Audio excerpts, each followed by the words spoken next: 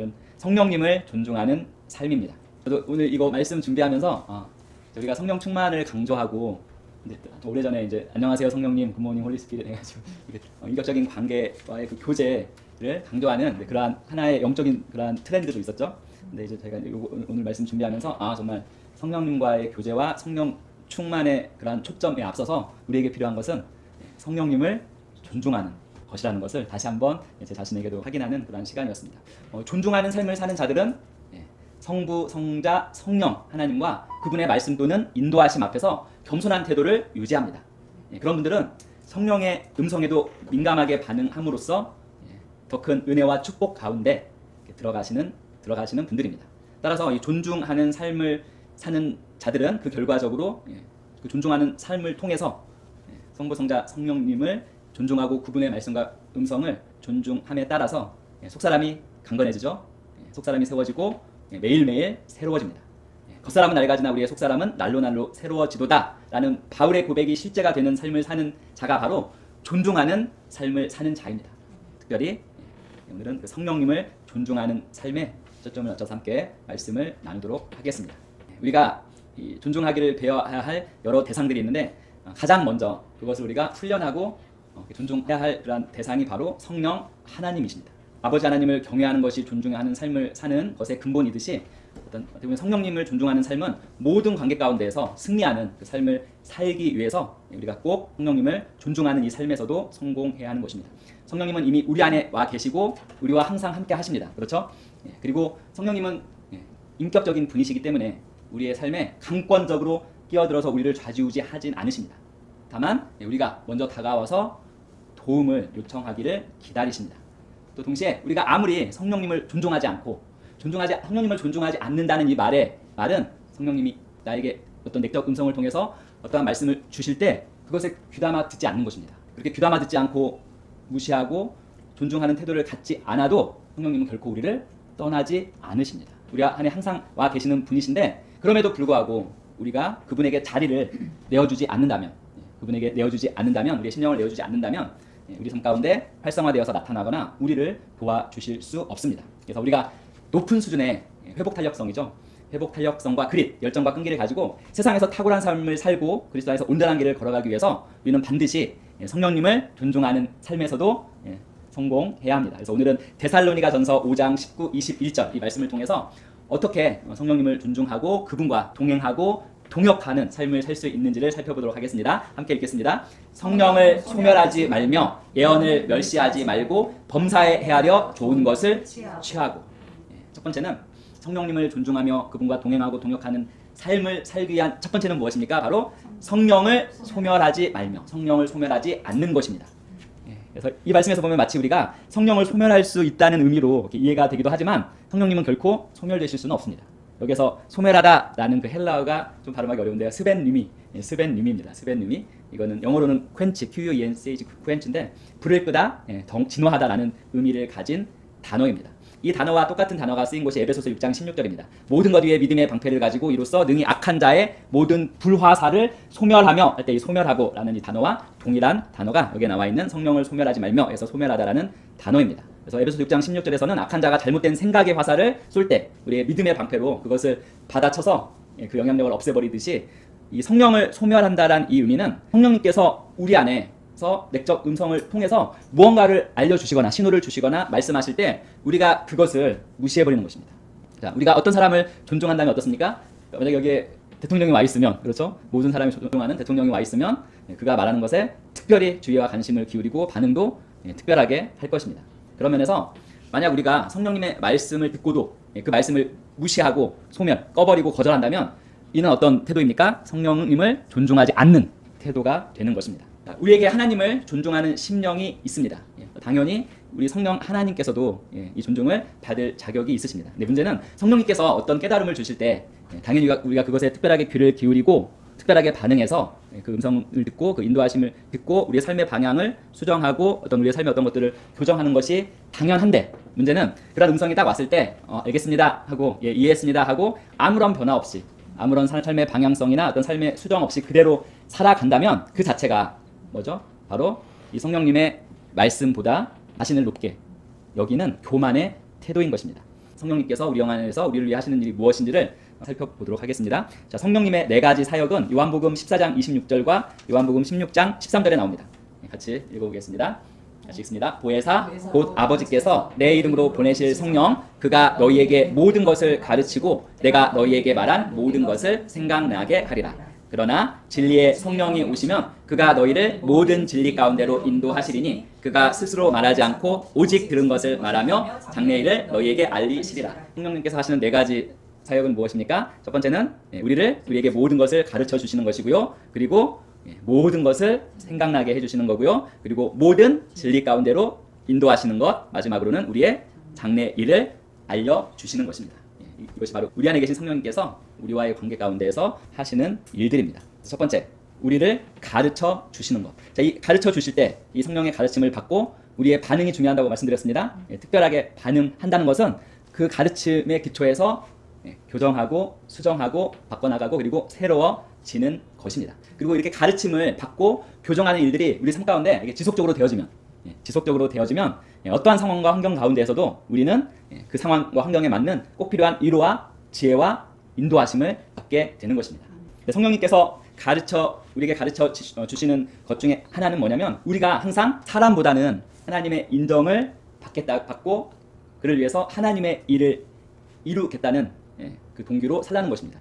어떤 때는 하나님보다 사람들의 그 인정을 추구하는 마음에서 쉽게 어떤 사단의 올무에 빠지기도 합니다. 하지만 예수님께서는 오직 하나님에게만 인정받고자 하는 마음을 가지고 계셨습니다. 그것이 바로 예수님께서 그 모든 고난과 역경 그 상황에서 요동함 없이 담대하게 자신의 길을 갈 수 있었던 가장 큰 이유입니다. 성령님께서도 동일하게 그 예수님 같은 모습을 우리에게 원하시고 그렇게 우리를 인도하시고 이끌어 가십니다. 가르침을 수용하고 살아간다는 것 중에 하나는 바로 사람의 인정이 아니라 하나님의 부르심을 이루는 것에 우리 동기의 모든 초점이 맞춰지는 것입니다.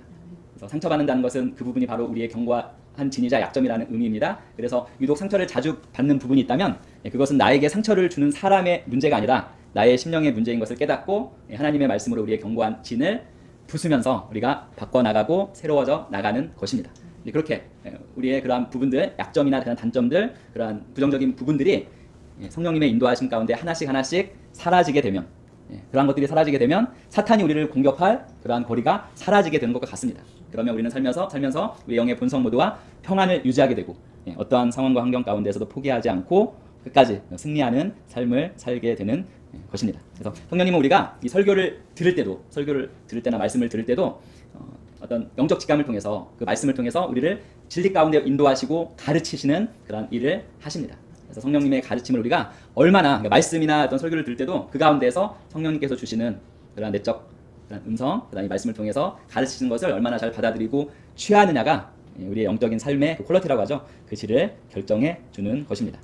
그리고 성령님께서 하시는 중요한 일 네 번째가 바로 또 장래일을 말씀해 주시는 것입니다. 장래일을 말씀해 주시는 것. 따라서 우리 안에 성령이 살고 계시다면 우리가 장래일을 아는 것은 어떻게 보면 당연한 것입니다. 하지만 모든 인생 사건을 세세하게 다 알려주신다는 의미는 아니고 우리가 미처 예상치 못한 어떤 중요한 사건이나 그러한 것들을 성령님께서 이 내적 음성을 통해서 우리 자신 또는 우리 주변의 지인이나 어떤 영적인 분들을 통해서 알려주시고 준비시키기를 원하시는 것입니다. 최순애 목사님이 이렇게 말씀하시더라고요. 최순애 목사님은 그 매일의 삶에서 장래일을 알려주시는 그 성령님의 그 혜택을 매일의 삶 가운데 잊고 있다고 이렇게 말씀하십니다. 이러한 혜택을 성령님께서 알려주신 혜택을 잊는 가장 큰 이유를 뭐라고 말씀하시냐면 하나님께서 내 인생에서 미리 알려주시지 않고 갑자기 일어나는 사건은 있을 수 없다는 확신이에요. 확신. 내 인생에서 하나님께서 미리 알려주시지 않고 갑자기 일어나는 사건은 있을 수 없다는 실제적인 확신을 가지고 계시더라고요. 최진애 목사님 그 JM에 들으면 성령인도라는 과목이 있고 저는 존중하는 삶이 있는데 아마 그러한 강의를 하실 수 있는 가장 큰 이유가 바로 이 실제적인 확신, 하나님께서 나에게 미리 알려주시지 않고 갑자기 일어나는 사건은 없다는 이 실제적인 확신을 가지고 계시기 때문에 매일의 삶에서 장래일을 알려주시는 성령님의 사역의 혜택을 입는다고 말씀하십니다. 그래서 우리도 동일하게 그러한 확신을 가집니다. 아멘. 그러한 실제적인 확신을 가지시는 성도님들 되시기를 예수님의 이름으로 축복합니다. 그리고 두 번째 다시 한번 읽어보겠습니다. 예언을 멸시하지 말고입니다. 성경에서 말하는 예언은 두 가지 뜻인 거 아시죠? 하나의 예언은 장래일, 앞으로 일어날 일을 말하는 것이고 하나는 무엇입니까? 하나님 말씀을 그대로 대언하는 것입니다. 그래서 예언자를 대언자라고도 합니다. 즉 하나님의 말씀에 일치하는 모든 선포도 예언에 속합니다. 또 이렇게 주일 설교를 통해서 또 각자를 향해서 선포된 하나님의 말씀을 듣게 될 수도 있습니다. 들을 때 내 것으로 취할 수도 있고, 아니면 이런 말씀을 하시지, 또는 이거는 하기가 좀 힘든데 라고 그냥 흘려 보낼 수도 있습니다. 우리는 사실 이렇게 설교나 어떤 외부 집회에 가서 그런 말씀을 듣지 않고서도 우리가 가진 성경 말씀을 가지고 하나님의 말씀의 방향을 따라 살아가는 것이 당연한 것입니다. 그러나 직접 말로 전달된 이런 말씀을 듣고도 우리가 알아듣지 못하고 순종하지 못한다면 사실상 그 성령님의 음성을 따르거나 말씀을 지키면서 사는 것 자체가 쉽지는 않습니다. 그래서 멸시한다는 것은 중요하게 여기지 않는 것입니다. 중요하게 여기지 않는 것. 따라서 우리는 우리의 삶 가운데 우리 생각보다도 훨씬 더 성령님을 멸시하고 있습니다. 이 성령님의 그 음성을 중요하지 않은 것으로 생각하고 그냥 그것을 잊어버리는 그러한 경우가 생각보다도 많이 있습니다. 어떤 분들은 이렇게 성령님의 음성을 매일매일 들으면서도 이렇게 삶이 크게 변하지 않는 분들도 있습니다. 그래서 중요한 것은 우리가 어떤 성령님의 음성을 들었느냐 여기에 있는 것보다는 들었을 때 우리의 반응입니다. 자, 들었을 때 그것을 멸시하지 않고 그 말씀에 반응하면서 그 말씀에 따라서 수정하고 교정하고 새롭게 하는 것이 더 중요합니다. 즉 말씀에 반응하는 태도가 아주 중요합니다. 성령님께서 말씀하실 틈을 아예 내어주지 않아서 음성을 듣지 못하는 것도 문제지만 자주 듣는데 들음에도 불구하고 멸시하여 아무런 반응을 보이지 않는 것, 이것도 역시 성령님을 존중하는 태도가 아닙니다. 그래서 성령님의 음성 또는 말씀을 통해 주시는 메시지를 이렇게 멸시하지 않는 가장 간단한 방법은 네 분 다 잘하고 계시는데요. 바로 이렇게 필기하는 것입니다. 필기하는 것. 성령님께서 주시는 감동을 수시로 적어두는 것입니다. 간단한 행동이지만 그 행동 자체가 바로 성령님의 말씀을 우리가 항상 기대한다는 그 믿음의 표현이기 때문에 필기하는 것 자체가 어떻게 보면 성령님을 존중하는 그런 행동의 표현입니다. 자, 우리는 성령님께서 항상 우리에게 말씀하시기를 좋아하신다는 이 사실을 또한 우리가 항상 인식하고 있어야 합니다. 그리고 우리가 성령님께서 주시는 내적 음성, 말씀을 통해서 어떤 기도 가운데 아니면 영적 공유자를 통해서 오는 그 음성을 멸시해서는 안 되는, 무시해서는 안 되는 네 가지 이유가 있습니다. 첫 번째 같이 읽어보겠습니다. 성령님께서 무엇인가 보여주시는 이유는 우리가 그 분야에 대해 가진 빛이 온전하지 못하기 때문입니다. 어쩔 때는 성령님께서 내가 이 말씀은 다 아는데 또 말씀하시는 경우가 있습니다. 그 이유는 바로 사실 우리 자신이 그 말씀을 충분히 깨닫지 못하고 있기 때문입니다. 그래서 성령님께서 우리가 이미 알고 있는데 무언가를 더 계속해서 비추어 주시는 이유는 우리가 그것에 대해서 온전하게 더욱더 잘 알아야 하기 때문입니다. 그래서 우리가 안다고 생각했던 것도 성령님께서 다시 한번 그 부분에 대해서 내적 음성을 주실 때 좀 더 집중해서 바라본다면 우리가 새로운 통찰을 얻고 또한 우리의 마음을 새롭게 할 수 있습니다.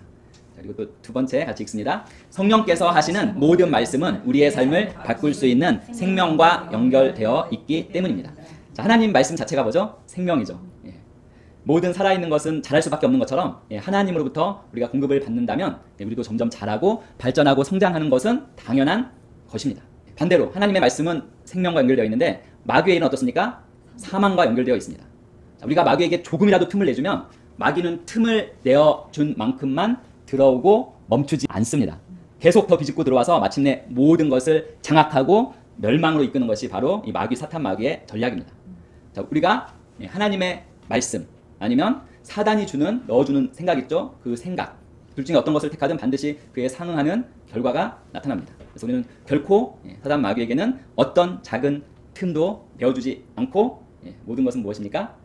항상 성령님께서 주시는 모든 음성과 말씀은 생명과 연결되어 있다는 것을 인식해야 합니다. 세 번째, 성령께서 주시는 말씀을 멸시한다면 우리는 그 분야에서 그 말씀을 주시는 그 분야에서 변하지 않은 채로 남아있게 될 것이기 때문입니다. 하나님께서는 항상 우리의 삶에서 변화가 필요한 부분을 정확히 아시고 우리가 그러한 문제에 처하게 된 원인 또한 정확히 알고 계십니다. 그래서 어떤 때는 지금 크게 상관이 없어 보이는 우리의 작은 부분들을 해결하라고 내적 직감을 주시기도 합니다. 근데 그 너무 작은 부분들이라서 우리가 그것을 그냥 무시해 버릴 수도 있습니다. 하지만 성령님께서 항상 우리 수준에 맞게 인도하시는 분이시기 때문에 지금 당장 해결하고자 하는 어떠한 큰 문제가 사실은 내 안에서 해결되지 않은 작은 부분에서 비롯되었을 수 있습니다. 그래서 그 부분을 해결하면 내가 원하는 큰 문제가 해결되기 때문에 성령님께서 이 작은 부분을 해결하라고 감동을 주셨을 때 그것을 우리가 멸시하지 않고 소멸하지 않고 그것을 존중하고 그걸 받아들이고 거기서 교정해 나가면 우리가 원하는 정말 그 큰 문제가 해결되는 것을 우리가 볼 수 있는 것입니다. 그래서 우리가 정말 영적으로 성장하기 원한다면 성령님께서 또한 때때로 우리의 단점이나 부정적인 그러한 부분에서 말씀하실 때도 그것을 우리가 좀 마음이 힘들어하고 그것을 그냥 무시하지 않고 그것을 기쁨으로 받아들여야 합니다. 당연히 우리의 육신은 반발할 것이지만 그럼에도 불구하고 기쁨으로 받아들인다면 하나님께서 우리에게 주시는 그러한 축복을 우리는 받고 그 위치에서 우리가 기능할 수 있는 것입니다. 하나님께서 어떤 약점이나 사소한 부분, 우리의 단점이나 그런 것들을 감동 주실 때도 그것을 멸시하지 않고 초점을 맞추고 교정해 나가는 태도가 우리는 필요합니다. 자, 네 번째, 같이 읽습니다. 우리가 듣는 말씀을 얼마나 중요하게 여기느냐에 따라 우리가 맺는 열매가 결정되기 때문입니다. 하나님 말씀을 들었는지 듣지 못했는지 그 여부보다 훨씬 더 중요한 것은 듣게 되는 그 말씀을, 사소한 것이라도 듣게 되는 그 말씀을 어떻게 다루는가 하는 것입니다. 많은 그리스도인들이 이러한 말씀을 듣고도 지식으로만 남겨두는 것에 너무나 익숙해져 있습니다. 그렇죠. 말씀 듣고 나서 이 말씀을 통해서 뭔가 찔림이 있고 뭔가를 내가 이제 반응해야 될 것 같은데라는 생각은 있지만 그걸 그냥 지식적으로만 남겨두는 것입니다. 하지만 우리에게 정말 필요한 것은 그러한 지식이 아니라 무엇입니까? 우리의 삶을 변화시키는 그러한 능력입니다. 근데 이 성령님의 음성은 그것이 아무리 사소한 것일지라도 바로 변화를 가져오는 능력이 있음을 우리는 항상 인식하고 의식해야 하는 것입니다. 세 번째 무엇입니까? 범사에 헤아려. 그래서 범사에 헤아리는 것입니다. 성령을 소멸하거나 예언을 멸시해서는 안 되지만 그렇다고 떠오르는 생각이나 들리는 모든 말을 그냥 점검하지 않고 모두 받아들여서는 안 됩니다. 그것이 바로 범사에 헤아리라 라는 이 말씀의 의미입니다. 즉 어떤 성령님께서 음성을 주셨을 때 그것을 우리가 이제 취해서 거기에 대해서 반응하기 전에 그것이 정말 성령님의 음성인지를 점검하고 증명하는 것입니다. 근데 이 증명할 때 세 가지 체크리스트가 있습니다. 그러니까 우리가 이 증명하는 과정을 거치지 아니하면 정말 성령님의 말씀이 아니었는데 그걸 모르고 그것을 붙들고 시간 낭비, 에너지 낭비, 돈 낭비도 하게 됩니다. 그래서 헤아리는 세 가지 체크리스트가 있는데요. 한번 보실까요? 첫 번째는 성령의 음성이 왔을 때 이 음성이 하나님의 말씀과 일치하는가 이것을 체크해야 되고요. 자, 두 번째는 무엇입니까? 바로 아버지께서 내게 개인적으로 하시는 말씀이 맞는가. 이 부분은 하나님의 성품과 연결되어 있습니다. 하나님의 말씀을 우리가 잘 이해하기 위해서는 하나님의 성품과 우리와 그분의 현재 관계에 대해서도 잘 알고 있어야 되는데 하나님께서는 결코 지금 이 신약에서 우리를 진노로 심판하시는 분이 아닙니다. 거듭난 우리를. 하나님의 거듭난 우리와의 관계성에서 하나님은 어떠한 하나님이십니까? 우리를 사랑하시고 우리와 교제하기를 원하시는, 우리가 잘 되기를 바라시는, 최선의 것을 우리에게 주기 원하시는 하나님 아버지이십니다. 그러므로 주어진 말씀이 하나님 아버지로서 나에게 하나님의 성품에 맞는 하실 만한 사랑이나 권면, 꾸짖음, 방향, 제시가 아니라 이거는 막 정죄하고, 그렇죠? 정죄하고 막 질타하는 이러한 말이라면 이것이 과연 하나님께서 나에게 개인적으로 주시는 말씀이 맞는지 점검해 보는 것입니다. 세 번째는 무엇입니까? 체크리스트. 세 번째는 이것을 적용하면 하나님께서 영광 받으시겠는가입니다. 만약 성령께서 주시는 음성대로 행동했을 때 세상 사람들이 오히려 하나님을 오해하게 되고 하나님에 대한 부정적인 인상을 갖게 된다면 그 부분은 좀 더 생각해보고 점검해 보아야 하는 것입니다. 그래서 이 세 가지 질문을 통해서 범사의 헤아림으로 말미암아서 정말 귀하게 여길, 소중하게 반응하고 그에 따라서 우리를 교정하고 새롭게 해 나가야 할 말씀을 골라 귀하게 여기는 것, 그것이 또한 하나님의 자녀로서 우리가 마땅히 해야 할 바입니다. 그리고 이러한 과정을 꾸준히 인식하고 훈련하게 되면 어떻게 되겠죠? 점점 우리의 생각이 하나님의 말씀에 일치하게 됩니다. 우리의 혼이 하나님의 말씀에 일치하게 되어서 그러한 것들이 잘 훈련되면 나중에는 이러한 의식적인 검증 과정을 거치지 않더라도 자연스럽게 이것이 하나님으로부터 온 것인지 아닌지 구별할 수 있는 그 수준에 이르게 됩니다. 자, 이제 마지막입니다. 네 번째는 무엇입니까? 좋은 것을 취하는 것입니다.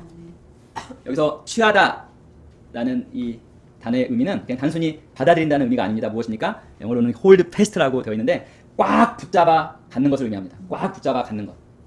이와 같이 우리가 무언가를 참으로 취했다면, 좋은 것으로 이렇게 취했다면, hold fast 했다면 우리는 그것을 우리의 삶의 일부가 되도록 허락한 것입니다. 그리고 그것이 가치 있다고 인정한 것입니다. 그것이 참 하나님으로부터 온 것이라는 것을 인정하는 것입니다. 그것은 결국 하나님의 말씀을, 하나님으로부터 온 것을 최고의 위치에 두기로 결단하는 것을, 그것이 바로 이 취한다, 이 단어의 표현입니다. 네피오스라고 하죠. 영적으로 어린 자들은 세상의 나쁜 것으로부터 떠나서 하나님의 좋은 것으로 이렇게 옮겨온 자들입니다. 근데 성숙한 그리스도인을 뭐라고 합니까? 히오스죠, 히오스. 히오스는 누구입니까? 지금의 좋은 것을 떠나서 최선, 더 최고의 것을 붙잡는, 강하게 붙잡는 자들입니다. 그래서 우리는 항상 더 높은 차원의 것을 추구하는 것에 대해서 우리의 마음이 이렇게 열려 있어야 합니다. 그래서 언제든지 지금의 것도 좋지만 이 좋은 지금의 것을 떠나서 더 가치 있고 더 온전하고 더 최고의 것을 취할 준비가 되어 있어야 합니다. 존중하는 삶을 사는 자로서 우리는 가장 먼저 항상 우리와 함께 하시는 이 성령님을 존중하고 그분의 음성에 귀를 기울이는 자들입니다. 우리는. 근데 핵심은 무엇입니까? 멸시. 즉 이것을 중요하지 않은 것으로 여기고 그냥 없애버리는 것입니다. 처음에 나오는 소멸시켜버리는 것입니다. 그 부분을 우리가 가장 주의해야 되고요. 즉 하지만 모든 음성을 다 받아들이면 안 됩니다. 3가지 체크리스트 말씀드렸죠. 그 체크리스트를 통과해서 오는 것은 아무리 사소한 것이고 또한 내 육신의 분발을 불러오는 것일지라도 우리가 초점을 두고 그 음성에 따라서 그 말씀에 따라서 우리를 수정하고 교정하고 새롭게 해나가는 자가 바로 우리들입니다. 그래서 그분의 참된 음성을 잘 분별해서 멸시하지 않고 꽉 붙잡아서 우리의 삶에 적용하는 자들 또는 영의 본성 모드를 유지하며 심령으로 사는 자들이 바로 우리들입니다. 그래서 이렇게 말씀과 이 성령에 대한 존중의 태도를 가질 때 하나님의 그 선한 영향력과 그분의 은혜와 능력이 우리 삶의 모든 영역으로 확장되어질 것입니다. 그래서 그리스도 안에서 그리스도와 공동 상속자이자 그리고 그리스도를 대표하는 자들로서 온전하고 충만하며 영향력 있는 축복의 통로의 그 삶을 경험하는 우리 모든 성도님들이 되실 것을 예수님의 이름으로 축원드립니다.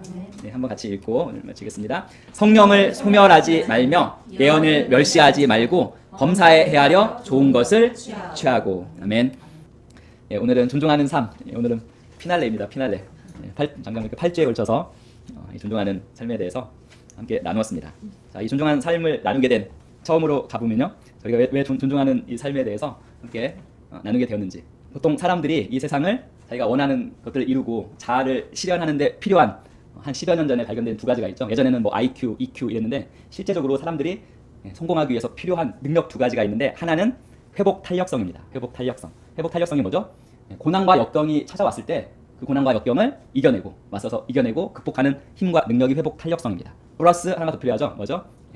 그릿. 이게 미국의 엔젤라 덕 월스라고 하는 고등학교 선생님 하던 여자분이었는데 거의 천재예요. 이분이 만들어낸 단어입니다. 정말 수천 명의 학생들을 조사해서 그 학생들이 정말 진짜 자기가 원하는 성공을 이끌어내기 위해서 이 학생들에게 필요한 것이 무엇인지를 봤더니 IQ도 아니고 똑똑한 것도 아니고 그릿이라고 하는 새로운 단어였죠. 이 그릿이 높을수록 그 학생들이 자기가 원하는 분야에서 성공한다는 걸 발견했습니다. 결국 지금은 이제 모두가 인정하는 것이 됐는데 바로 열정과 끈기입니다. 그릿하면 열정과 끈기. 열정과 끈기 지수가 높을수록 성공하게 되고 자아를 실현하게 됩니다. 그래서 2가지 회복 탄력성과 그릿이 삶을 살아가면서 실질적으로 원하는 것을 하고 자아를 실현하게 만드는 2가지입니다. 근데 이 회복 탄력성과 그릿을 높여주는 게 있다고 했죠. 이게 뭐죠? 이게 바로 소통 능력입니다. 소통 능력. 이 소통 능력은 단지 우리가 말 잘하는 그러한 능력이 아닙니다. 전반적인 대인 관계 능력인데 이 소통 능력이 높으면 그릿과 회복 탄력성이 높습니다. 그래서 소통 능력이 회복 탄력성과 그릿의 기초가 되면서 동시에 이 그릿과 회복 탄력성을 높여주는 기능을 하는데 이 소통 능력의 핵심에 뭐가 있다고요? 바로 존중이 있습니다. 보통 3가지를 얘기하는데 바로 긍정과 사랑과 존중이 있습니다. 긍정과 사랑과 존중.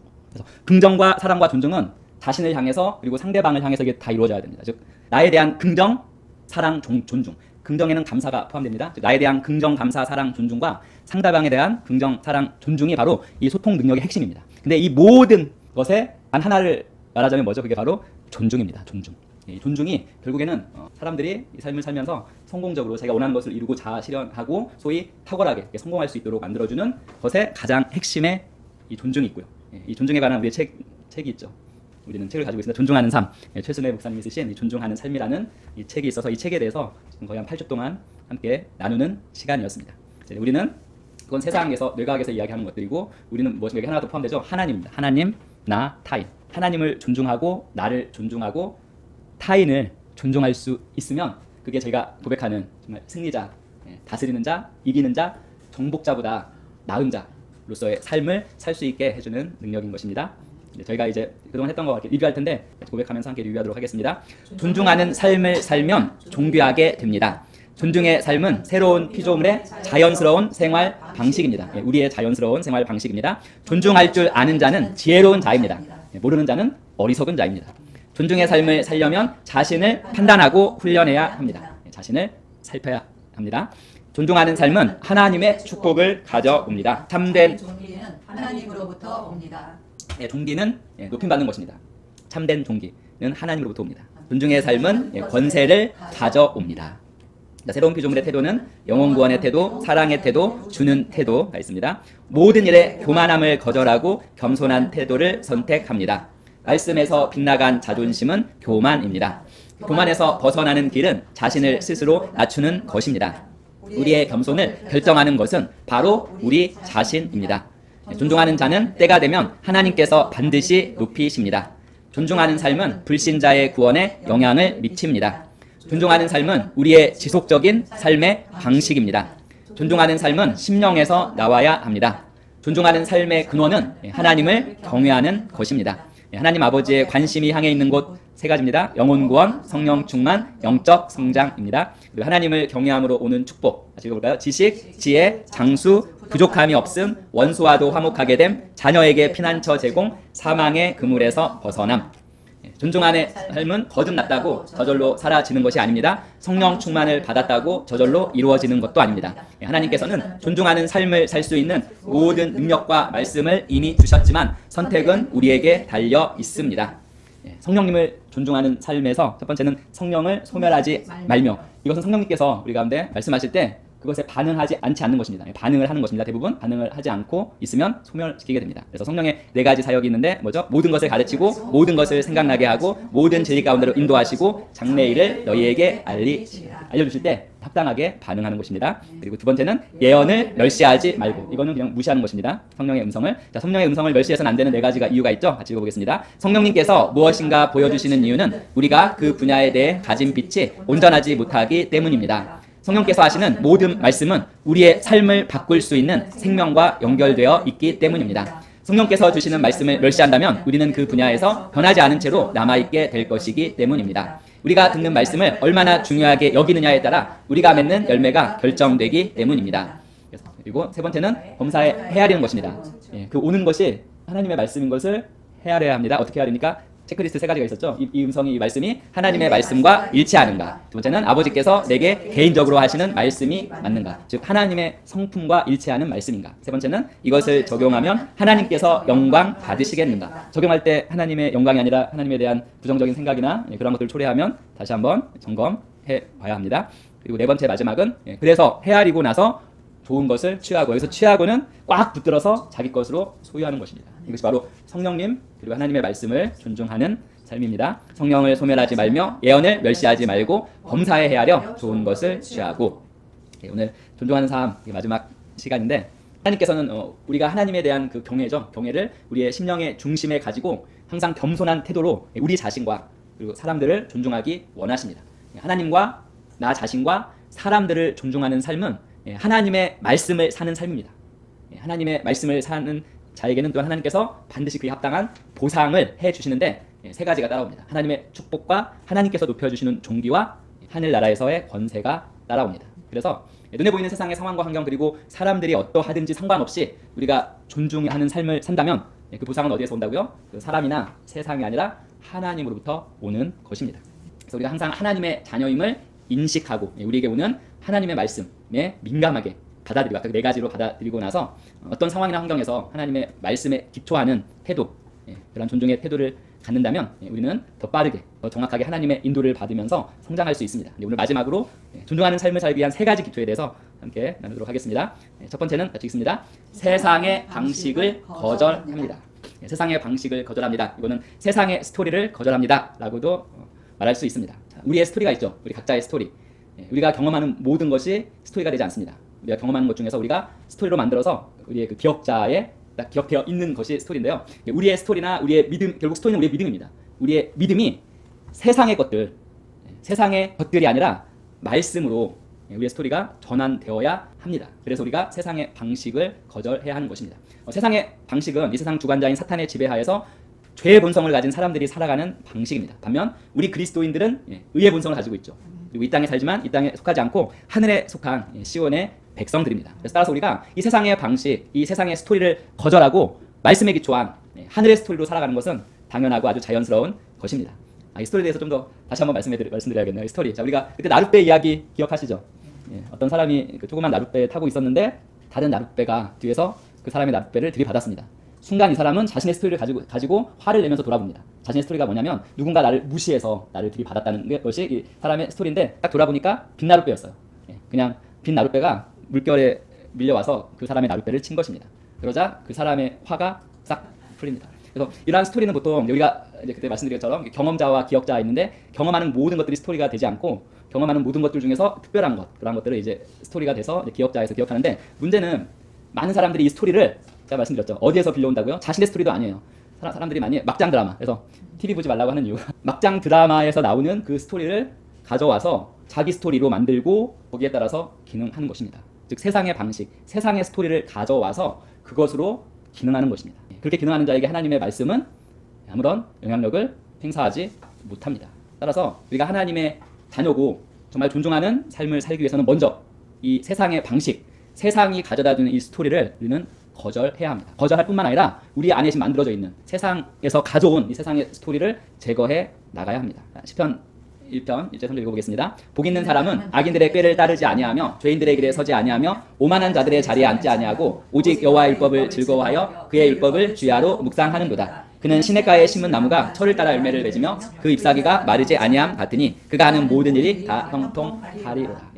그래서 복 있는 사람에 대해서 결국 복 있는 사람은 어떤 사람입니까? 모든 일에 형통한 사람입니다. 어떻게 보면 지금 말하면 그릿지수와 회복 탄력성이 엄청나게 높은 사람입니다. 근데 이 사람에 대해서 이야기하면서 먼저 거절해야 될 것들에 대해서 말씀하고 있습니다. 뭘 거절해야 됩니까? 악인들의 꾀, 죄인들의 길, 오만한 자들의 자리. 즉 불신자의 세상적인 스토리입니다. 세상적인 방법과 조언과 길과 포지션, 위치와 태도를 거절하는 것이 먼저 선행되어야 된다는 것입니다. 이 세상적인 방식, 이 세상적인 스토리를 거절한 후에 하나님의 말씀을 묵상하고 지키며 말씀으로 스토리를 갖는 것입니다. 그럴 때 그 사람이 복 있는 사람이고 그러한 자는 모든 일에 형통하다고 말씀합니다. 우리는 지금 우리의 이 심령에 지금 세상의 방식, 세상의 스토리도 가지고 있습니다. 하나님의 말씀의 스토리를 담기 위해서는 결국 축복의 스토리고 모든 일에 형통할 수 있는 스토리를 갖기 위해서는 먼저는 우리 안에 있는 그 세상의 방식, 세상의 스토리를 제거하고 그것이 다시 들어오는 걸 거절하면서 말씀의 스토리를 위해서 우리의 심령을 준비하는 일이 먼저 선행되어야 합니다. 로마서 12장 1절 2절에도 동일하게 말하고 있습니다. 이 세대를 본받지 말고 먼저 이 세상의 스토리, 이 세상의 방식을 본받는 걸 먼저 거절한 다음에 뭡니까? 오직 마음을 새롭게 함으로 변화를 받아 하나님의 선하시고 기뻐하시고 온전한 뜻이 무엇인지 분별하도록 하라. 하나님의 말씀에 기초한 방식, 말씀에 기초한 스토리로 마음과 생각을 새롭게 하여서 그분의 뜻을 분별하라고 말씀합니다. 처럼 우리가 하나님의 말씀을 먹고 묵상함으로써 말씀에 일치하는 스토리입니다. 그 믿음을 갖기 위해서는 먼저 우리 안에 있는 세상의 것들, 세상의 방식, 세상의 스토리, 많은 그 세상의 스토리들이 어디에 섰다고요? TV의 막장 드라마에 섰다고. 이제 그러한 부분에서 우리가 영향받지 않으면 괜찮지만 영향받아서 그 스토리를 가져와서는 안 되겠죠? 그러한 것들을 제거하고 거절하며 받아들이지 않겠다는 결단이 선언되어야 합니다. 따라하겠습니다. 나는 세상의 방식, 세상의 스토리를 거절합니다. 세상의 스토리를 거절합니다. 두 번째는 읽겠습니다. 그리스도인에게는 사랑의 본성과 능력이 있음을 인식합니다. 그리스도인은 거듭날 때 하나님의 본성과 능력을 받은 자들입니다. 우리가 이것을 알기까지 얼마나 많은 세월이 흘렀습니까? 우리가 이 복음을 하면서 이것을 알게 되는데 우리는 거듭났을 때 하나님의 본성과 능력을 받은 자들입니다. 오늘 말씀의 실제에서도 얘기했지만 하나님의 의의 본성과 하나님의 사랑의 본성이 우리 안에 있습니다. 자, 그 본성이 우리 안에 있다면 그게 우리의 본성이라면 우리는 사랑할 수밖에 없는 존재들입니다. 즉 사랑할 수 있는 능력을 이미 본성적으로 가지고 있기 때문입니다. 그것이 표현되어야 하는 존재인 것입니다. 그래서 이 사실을 인식한다면 우리는 당연히 사랑하고 존중하는 삶을 살아갈 수밖에 없습니다. 하나님께서 우리에게 뭔가를 요구하실 때 억지로 왜 그것을 가지고 그런 능력을 가지고 있지 않은데 억지로 하라고 하시는 분이 결코 아니십니다. 하나님께서 우리에게 뭔가를 하라고 하실 때는 그것을 할 수 있는 능력과 지혜를 우리에게 이미 주신 후에 그렇게 말씀하시는 것입니다. 그것을 풀어내서 나타내라고 말씀하시는 것입니다. 로마서 5장 5절 말씀합니다. 우리에게 주신 성령으로 말미암아 하나님의 사랑이 우리 마음에 부은 바 됨이니 이미 사랑이 우리 마음에 부어져 있습니다. 그것을 활성화시켜서 나타내는 것은 우리의 책임입니다. 그리고 우리 안에 있는 이 하나님의 사랑의 본성의 흐름을 우리가 따라간다면 그것이 곧 하나님께서 인도하시는 정확한 길이자 방향입니다. 빌립보서 3장 20절 읽어보겠습니다. 그러나 우리의 시민권은 하늘에 있는지라 거기로부터 구원하는 자 곧 예수 그리스도를 기다리노니. 우리는 사실 이 땅에 살고 있지만 영주권자로서 살 뿐입니다. 우리는 이미 거듭났습니다. 우리의 영은 거듭났습니다. 어디로부터 태어났습니까? 하늘로부터 태어났습니다. 그래서 우리 진짜 시민권은 어디에 있습니까? 하늘에 속해 있습니다. 이것이 하나님의 말씀이 말하는 바입니다. 따라서 우리는 하늘에 속한 자로서 하나님의 자녀이고 시온의 백성이자 하나님의 본성을 가진 자입니다. 하늘로부터 영대의 아버지인 하나님으로부터 태어난 자이기 때문입니다. 그래서 우리는 하나님의 본성과 생명을 가지고 있습니다. 따라서 우리는 이 땅의 사람들처럼 어떤 그들의 감각이나 감정이나 이익에 기초한 그 스토리를 따라 살지 않고 마땅히 우리 안에 있는 하나님의 사랑, 하나님의 본성의 스토리를 따라 살아가는 자입니다. 하늘의 스토리를, 말씀의 스토리를 따라서 사는 것이 마땅한 자입니다. 우리 안에 이미 부어져 있는 그 사랑은 무엇입니까? 좀 길지만 같이 읽어보겠습니다. 고린도전서 13장. 내가 사람의 방언과 천사의 말을 할지라도 사랑이 없으면 소리나는 구리와 울리는 꽹과리가 되고, 내가 예언하는 능력이 있어 모든 비밀과 모든 지식을 알고 또 산을 옮길 만한 모든 믿음이 있을지라도 사랑이 없으면 내가 아무것도 아니요 내가 내게 있는 모든 것으로 구제하고 또 내 몸을 불사르게 내줄지라도 사랑이 없으면 내게 아무 유익이 없느니라. 사랑은 오래 참고 온유하며 시기하지 아니하며, 사랑은 자랑하지 아니하며 교만하지 아니하며 무례히 행하지 아니하며 자기의 유익을 구하지 아니하며 성내지 아니하며 악한 것을 생각하지 아니하며 불의를 기뻐하지 아니하며 진리와 함께 기뻐하고 모든 것을 참으며 모든 것을 믿으며 모든 것을 바라며 모든 것을 견디느니라. 사랑은 언제까지나 떨어지지 아니하되 예언도 패하고 방언도 그치고 지식도 패하리라. 우리는 부분적으로 알고 부분적으로 예언하니 온전한 것이 올 때에는 부분적으로 하던 것이 패하리라. 내가 어렸을 때에는 말하는 것이 어린아이와 같고 깨닫는 것이 어린아이와 같고 생각하는 것이 어린아이와 같다가 장성한 사람이 되어서는 어린아이의 일을 버렸노라. 우리가 지금은 거울로 보는 것 같이 희미하나 그때에는 얼굴과 얼굴을 대하여 볼 것이요 지금은 내가 부분적으로 하나 그때에는 주께서 나를 아신 것 같이 내가 온전히 알리라. 그런즉 믿음, 소망, 사랑 이 세 가지는 항상 있을 것인데 그 중에 제일은 사랑이라. 아멘. 사랑장이죠. 고린도서 13장에서 묘사하는 하나님의 사랑은 바로 아가페 사랑입니다. 그리고 이 아가페 사랑이 누구에게 부어져 있습니까? 우리에게 이미 부어져 있습니다. 그래서 여기서 묘사하는 모든 것들을, 이 사랑을 할 수 있는 능력을 가진 자들이 바로 우리입니다. 우리 안에 이미 우리를 사랑하사 그의 피로 우리를 죄에서 우리를 해방하신 분의 사랑의 스토리가 있습니다. 근데 만약 우리가 이러한 사랑으로 행하지 않는다면, 우리의 본성이 사랑이고 하나님의 사랑이 부어져 있는데 행하지 않는다면 우리는 하나님의 뜻을 행하지 않는 것입니다. 사랑과 이 하나님의 말씀은 항상 같은 방향입니다. 따라서 사랑을 거슬러 행하면서 하나님의 말씀을 우리는 결코 따를 수 없습니다. 사랑이 동기가 되지 않는 일에 결코 하나님께서 역사하실 수 없습니다. 왜냐하면 하나님의 본질, 하나님의 본성이 곧 사랑이기 때문입니다. 우리의 본성도 동일합니다. 아멘. 골로새서를 읽어보겠습니다.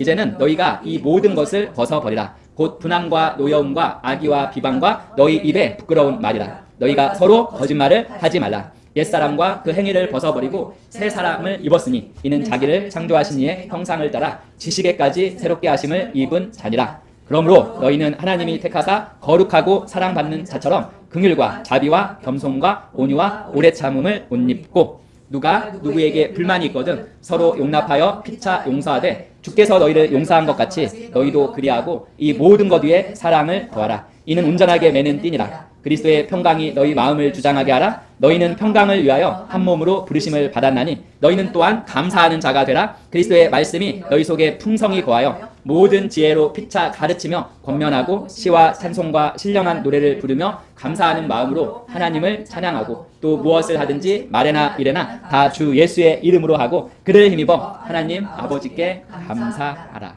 감사, 아까 긍정, 감사, 사랑, 존중, 이 모든 것은 다 말씀에 있습니다. 우리가 말씀을 행하면 긍정, 사랑, 감사, 존중을 행하는 것이고, 그것이 바로 우리의 소통 능력을 키워주고 궁극적으로 우리 회복 탄력성과 그릿지수, 열정과 끈기지수를 높여줘서 이 세상에서 실질적으로 성공하고 승리하고 다스리며 정말 정복자보다 나은 그런 자로서의 삶을 살게 해주는 것입니다. 이처럼 이 모든 것들 그리스도인의 삶에서 반드시 나타나야 할 특성입니다. 감사와 사랑과 존중과 우리 스스로를 하나님의 자녀로 인식하는 것, 영임을 인식하는 것, 그것이 바로 긍정입니다. 긍정과 사랑과 존중과 감사, 이것이 바로 우리의 본성이고 우리의 삶에서 나타나야 할 특성들입니다. 그래서 우리 안에 부어진 사랑, 예수님의 이 사랑의 스토리를 인식하고 의식하고, 그래서 이 사랑 안에서 성장하고 온전해지며 이 땅에서도 승리하는 자가 바로 우리입니다. 따라하겠습니다. 내 안에 사랑의 본성과 능력이 있습니다. 세 번째는 하나님과의 관계만을 생각합니다. 하나님과의 관계. 하나님과의 관계를 최우선 순위로 생각하는 것입니다. 우리가 하나님께서 주신 말씀에 순종하기로 결단하면 하나님께서 반드시 우리에게 좋은 결과, 열매를 주신다는 사실을 우리는 신뢰해야 합니다. 그래서 어떤 상황이라도, 어떤 사람들과 얽힌 문제일지라도 모든 것은 근본적으로 하나님과 나 사이의 문제입니다. 오늘 말씀의 실제도 이 부분이 나왔습니다. 모든 것은 하나님과 나 사이의 문제입니다. 따라서 상대가 나에게 잘못하는 것과 상관없이 우리는 그 사람에게 잘 대해줄 수 있습니다. 상대가 나에게 잘해준다 하더라도 그것 때문에 내가 그 상대에게 잘해주는 것도 아닙니다. 왜 우리가 잘해줍니까? 존중하는 태도를 보여줍니까? 왜냐하면 하나님과의 관계 가운데 문제이기 때문에 그렇습니다. 우리가 하나님을 경외하고 그분의 말씀에 따라 사는 자들이기 때문에, 하나님과의 관계성 때문에 우리는 사람들을 사랑하고 존중하는 것입니다. 근데 이 관계에서 이 하나님을 제외하고 그냥 나와 상대방 인간적인 관계로만 접근하다 보면 우리는 어떻게 무엇을 만들게 됩니까? 바로 세상의 스토리, 막장 드라마의 그러한 스토리를 만들어 내게 됩니다. 계속 봐주니까 참 나를 우습게 보네. 한번 따끔하게 한번 이것을 먹여줄까 뭐 이런 생각을 하는데 아닙니다. 그것이 아니고 우리의 방향은 단 하나입니다. 힘들게 들릴 수 있지만 언제나 용서하고 축복하고 사랑하고 존중하는 것이 우리가 취할 반응입니다. 용서만 하고 축복만 하고 사랑하고 존중만 하면 내가 손해보는 것 같아 라는 생각을 제가 말씀드렸죠. 이미 이 세상 과학과 뇌과학은 그 700여 편의 논문을 기초해서 그 결론에 도달했습니다. 존중과 사랑의 능력이 바로 이 세상에서 탁월하고 성공하게 되는 핵심 능력입니다. 그래서 용서하고 축복하고 사랑하고 존중하는 것 결코 손해보는 것이 아닙니다. 이 능력이 있고 이것을 우리가 실천하게 되면 우리는 이 세상에서 소통 능력이 뛰어난 그리고 탁월한 하나님의 자녀로 이 세상에서도 인정받고 살아갈 수 있는 것입니다. 하나님은 결코 우리에게 할 수 없는 일을 우리에게 요구하지 않으십니다. 내 이웃을 사랑하라는 계명은 구약에는 없고 신약에만 있습니다. 구약의 백성들은 하나님의 본성을 가진 자들이 아니죠. 죄의 본성을 가진 자들. 하지만 신약의 우리들은 하나님의 본성을 가진 자들입니다. 이미 사랑할 수 있는 능력을 받았기 때문에 거듭날 때 내 이웃을 사랑하라 라는 이 계명을 주신 것입니다. 사랑에 대해서 또한 예수님과 스데반을 통해서 이 사랑이 어디까지 가야 할지의 모범을 우리에게 보여주셨죠. 예수님과 스데반 둘 다 고통과 수치와 굴욕 중에서 둘 다 그들에게 이 죄를 부리지 마소서 저들은 자기가 무슨 일들을 하지 못합니다 라면서 오히려 자기를 핍박하는 사람들을 용서하고 축복했습니다. 예수님과 스데반 둘 다 그들과 하나님과의 관계만을 생각했기 때문에 그것이 가능했습니다. 거듭난 우리도 예수님과 스데반처럼 긍휼과 사랑의 본성을 가지고 있고 온전한 사랑과 존중의 삶을 살 수 있습니다. 거기에 핵심은 바로 하나님과 우리와의 관계를 최우선적으로 생각하는 것입니다. 이처럼 우리가 하나님과 우리의 관계를 최우선적으로 생각하는 것으로 접근하면 여러 문제들이 간단해집니다. 만약에 우리가 고용인일 때 어떤 고용주가 있고 사장이 있고 일할 때 이 고용주가 약간 불의한 고용주예요. 그럼에도 불구하고 우리는 불의한 고용주지만 바른 태도를 가지고 최선을 다해서 그 사업장에서 일할 수 있습니다. 왜입니까? 하나님과 우리와의 관계를 우리가 먼저 생각하기 때문에.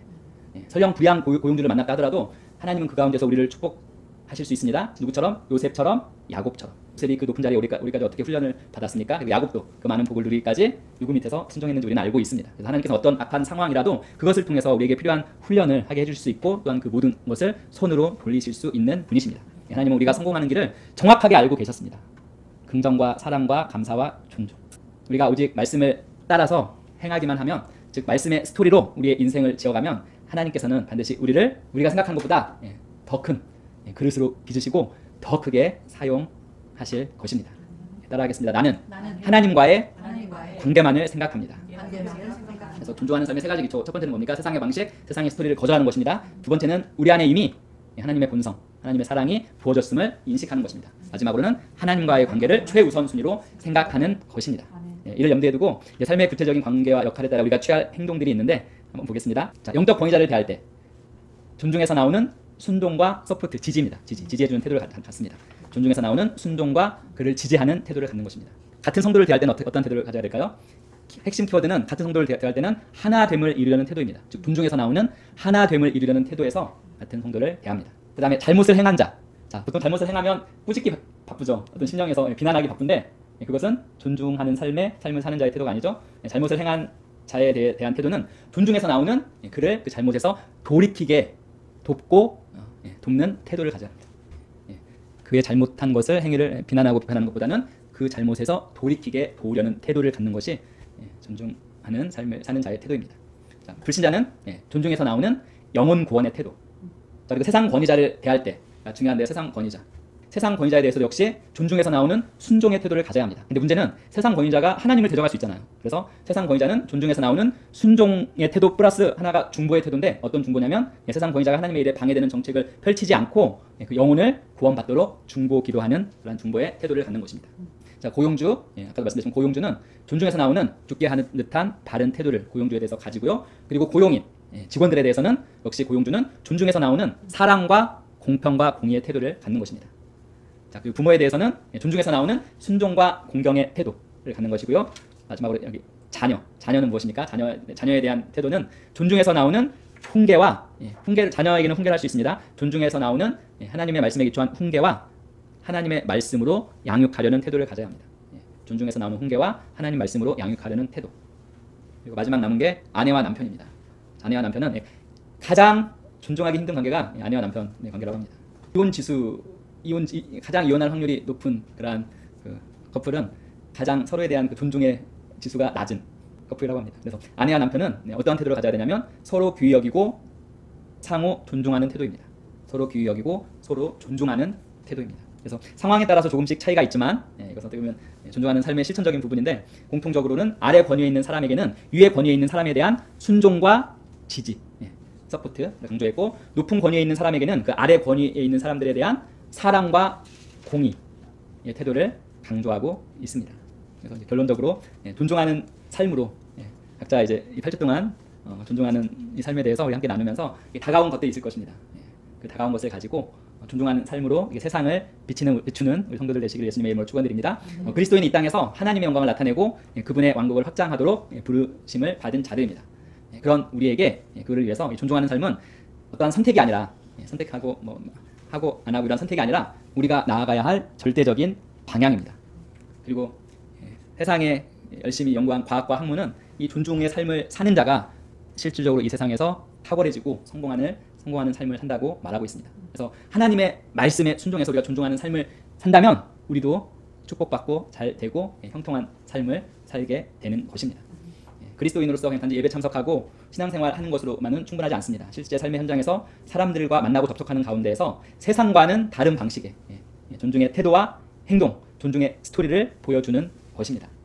그래서 상황이나 환경, 상대방의 어떠함과 상관없이 하나님의 말씀을 따라 이 존중하는 삶의 스토리를 지어가게 되면 사람들은 세상에서 볼 수 없는 것들을 우리에게서 발견하고 우리는 그 사람들에게 아주 매력적으로 보이게 될 것입니다. 그렇게 매력적으로 보이게 되면 바로 그때 영혼 구원의 길이 열리는 것입니다. 그래서 우리가 항상 의식하고 잊지 말아야 할 것은 존중의 삶을 사는 것은 존중의 삶의 이 스토리를 지어가는 것은 철저히 누구의 선택이라고요? 철저히 우리 스스로의 의지적인 선택에 달려있다는 것입니다. 존중의 삶을 살도록 하나님께서 말씀하시고 세상에서도 존중의 삶을 사는 자가 가장 회복 탄력성과 열정과 끈기지수가 높아서 실질적으로 성공하는 자라고 수백 편의 연구를 통해서 이렇게 그 연구 결과를 내놓고 있지만 이걸 하고 안 하고는 누구의 선택입니까? 바로 나의 선택이고 우리의 의지적인 선택에 달려 있다는 것입니다. 감사하게도 하나님은 우리가 존중의 삶을 사는 데 필요한 모든 것을 거듭났을 때 우리의 본성으로 하늘의 신령한 은혜로 이미 우리에게 모든 것을 주셨습니다.